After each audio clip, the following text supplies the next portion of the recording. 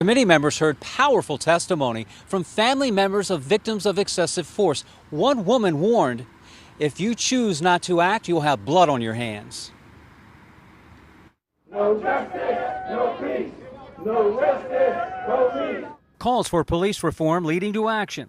A state Senate committee is considering repealing the Law Enforcement Officers' Bill of Rights.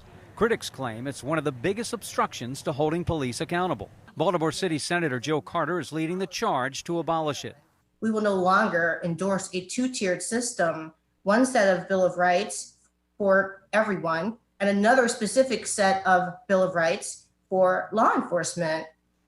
We should all be equally. The people should be the police and the police should be the people. Police unions pledged to work with the committee to tweak the LEOBR, but are pushing back on a repeal with no substitute. If the LEOBR is simply repealed under JPR 15, each of the 148 law enforcement agencies in this state would have the ability to create their own disciplinary process with no oversight or control by your General Assembly.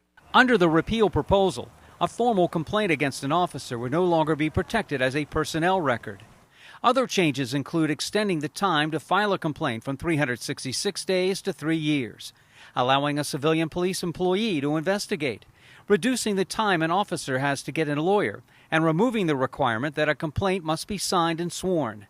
State's Attorney Scott Schellenberger opposes unsworn complaints and allowing the public to see all allegations. People should continue to sign under oath and swear what they say are true, and the sustained finding, which would allow it to become public. Critics claim the Officers' Bill of Rights provides police workplace protections beyond those given to other government employees. Senators heard heart-wrenching testimony from family members who lost a loved one at the hands of police. This man was seeing a psychiatrist, and his family said he had PTSD, and this man carried a gun. For 10 years, this man tortured people.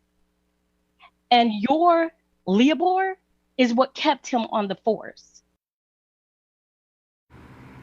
The committee will be working on 15 pieces of police reform legislation over the next several months with the goal of taking quick action when the Maryland General Assembly convenes in January.